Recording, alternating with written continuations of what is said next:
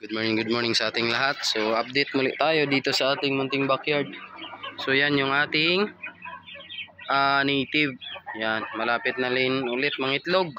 Ang ganda ng kulay yung isa. Yan. So, yung isa natin is 14 yung itlog dyan, naglilimlim. Tapos, yung ating Shamu Jutako is naglilimlim na rin yan, 10 yung itlog. Yan. Ito yung ating ganong hookline. Yan. So, gumaling na siya sa kanyang halak. Yan guys. So, yan.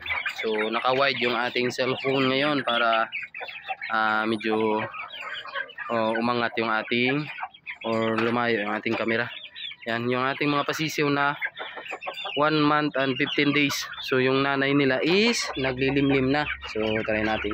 Pagkatapos na rin tong pakainin guys. So, busog na busog. So, try natin na. Yan. Yan sila, malalaki na. So, bali sa 9 na piraso na yan, 6 yung lalaki or stag, and then 3 yung babae. So, ito sila, yung iba. Yan. Miso. Yan, nagsiliparan. So, minsan ko lang kasi ito pinapababa sa lupa para makakaykay sila. Yan. May mga talisayin. Ito yung pula.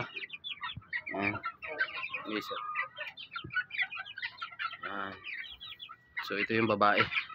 And then ito yung talisayan na babae. Isa. So, naka-reserve na to guys. Yung ito. Yan, reserve na yan. Yung green legs.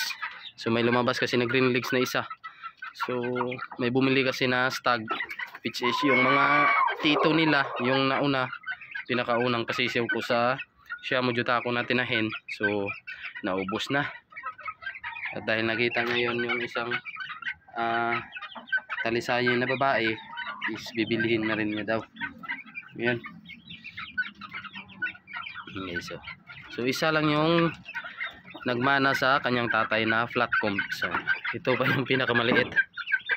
Yan. So yan sila. Yan, happy sila at nakagala-gala sila dyan.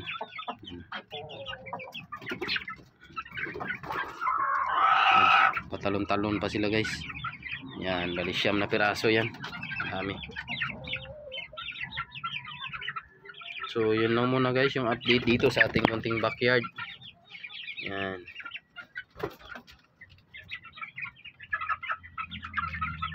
Ganda ng mga pormahan ng mga lalaki natin guys. Yan ang stag yan. Ito po ulit. Yan, ito stag to. Yan, dami nila.